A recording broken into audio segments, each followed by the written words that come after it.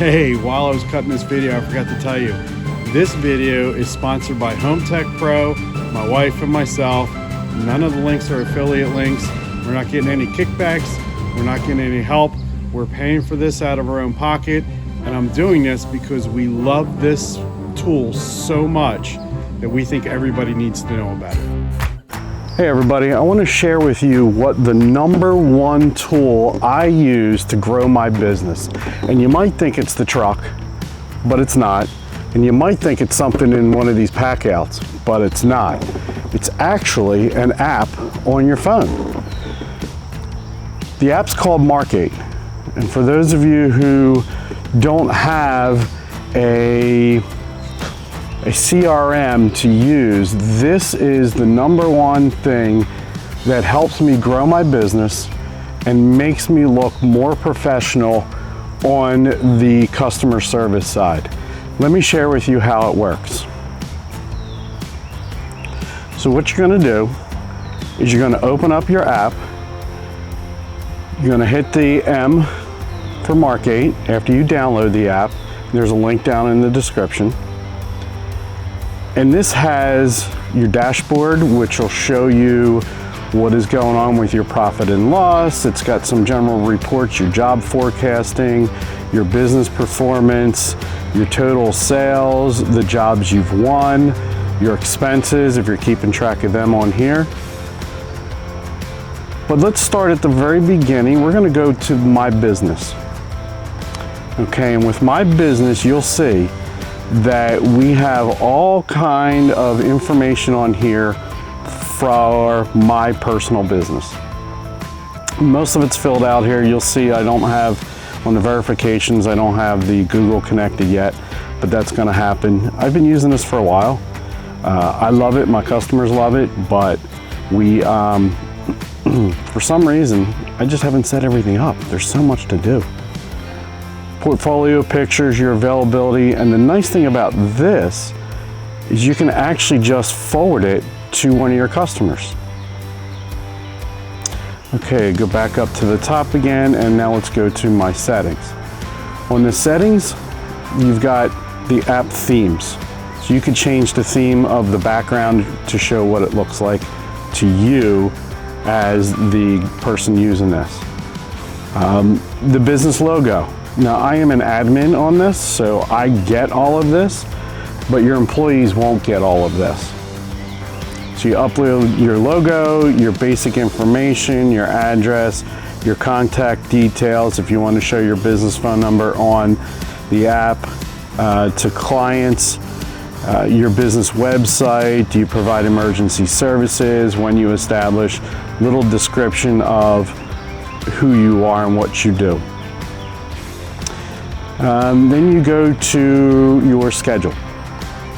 And this is part of the meat and potatoes, but what this does is this sets up the back end stuff.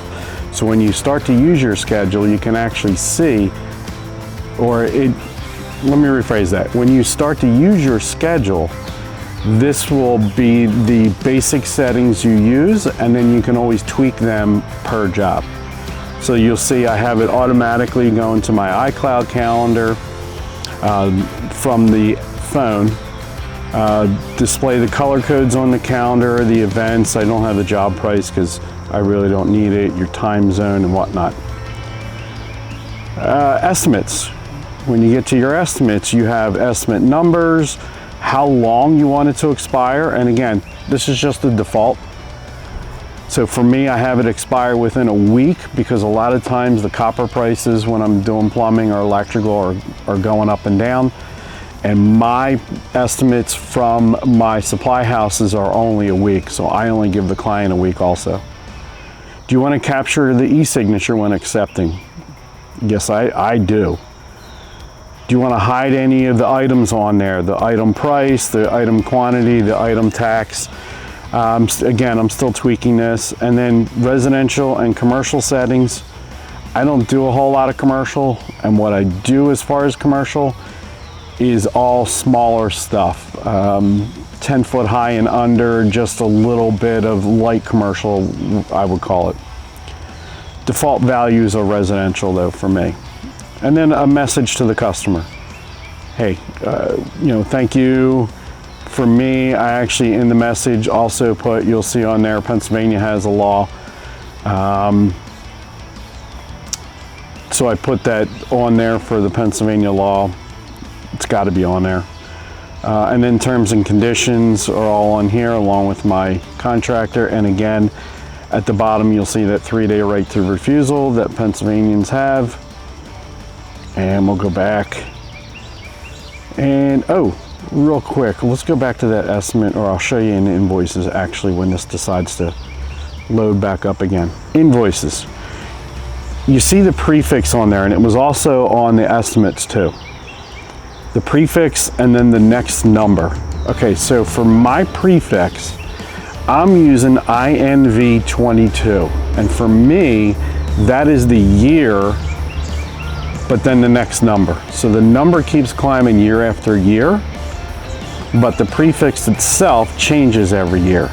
So if I'm looking for an invoice that was in 2021, I could put INV21 and it'll only show me the invoices for that year. Who the checks get made payable, if you accept checks, what you accept as far as payment, credit card, cash, check, e-gift card, Cash App, other, whatever. You could put Cash App. The invoice template. Do you want to hide the price, hide the quantity, hide the tax, hide the discounts, hide item total? I don't know why you might want to hide those, but it will. Will you accept tips? Some companies don't or can't. Do you want to automatically convert this to a work order or an invoice? And again, we're going to do a whole series of videos on this. We're going to go into a little more detail on this, but I'm just trying to give you a high-level overview on what this looks like.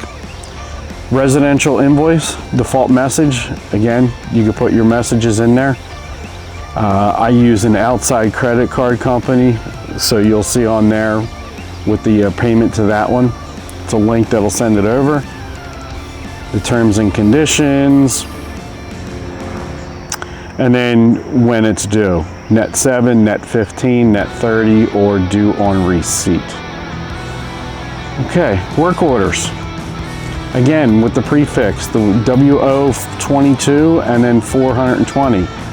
If you were paying attention, you'll notice that the invoice numbers and the work order numbers don't match, because there's always, in my case, more work orders because you might have double, triple, 3 days.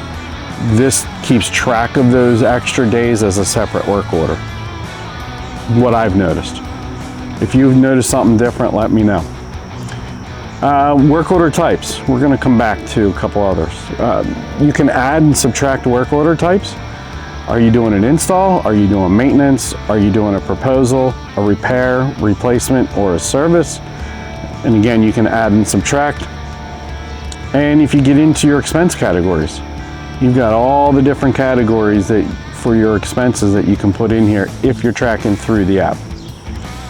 I use QuickBooks Online, which this will connect with, but if you're just tracking on the app, you can do it all through there. The nice thing is it'll actually show you on your profit and loss how well you're actually doing. The work order types we already went through. Taxes. Do you have a couple different taxes? Like for us, we have the PA sales tax, and we actually have another one I'm going to call Philadelphia sales tax. And in Philadelphia, the rate is 8%. And you click the check mark, and now you can see it saved it. So we have a 6% for regular Pennsylvania. But if you're in Philadelphia, it's 8%. They add the extra 2%. Marketing channel.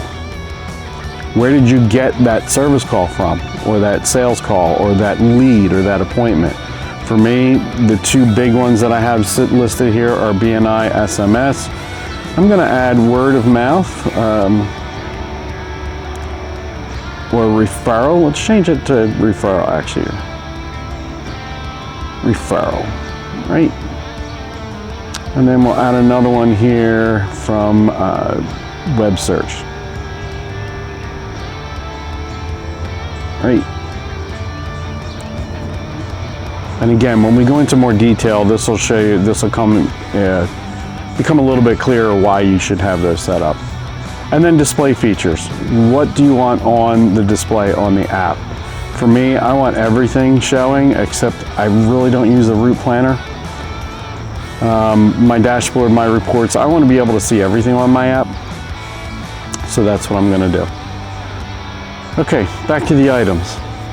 On your item list, you'll see here where I have AC inspection, I have carpentry, I have bathtub, I've got, I don't know, there's probably 75 different items on here, maybe 100. So that when I estimate or invoice, I use task pricing. And in the task pricing, it's so much easier when you show up at a house and you just say, hey, this is how much it's going to cost, because you already have it built in. Everybody gets paid or pays the same. And it's great because the customers don't feel cheated like you're trying to make up a price on the spot. But it's also great because it's easier for the technicians, especially as you grow, to be speedy, and they don't have to think about it under or overcharge. Everybody pays the same.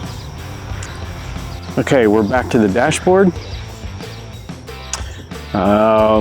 This is what you see. So again, you go to your expenses, and here's the different expenses that we have, that I have listed in here. Some of this came, or most of this came over from QuickBooks because it automatically syncs. Your inquiries, has anybody called you and who they called from? You'll see a couple in here: completed, unread, closed. Estimates. So from your inquiries, you can turn it to estimates. And you'll see a couple estimates here, and when they were accepted, if they were lost, if they were submitted. It just gives you a great overview on how you're doing in your business. Invoices. Again, you'll see if they've been paid, if they're overdue, if they haven't been paid. What's sitting out there, what's not, so you'll know how well you're doing that way. Your work orders, these are the ones that are scheduled or not scheduled. It just gives you your overview of what work orders you have out there. And then your actual schedule itself. You can see I've got some of these red, they're all blocked out, they're pre-blocked out for some meetings. You can go on a week view, you can go by a day view if you want, you can go by the night view because that'll give you your evenings. Me personally, I prefer the month view because you see here, you'll see that there is a standard appointment, and then you've got another appointment there that's listed. So you've got your month up top, and then you've got your actual listing, which I personally like.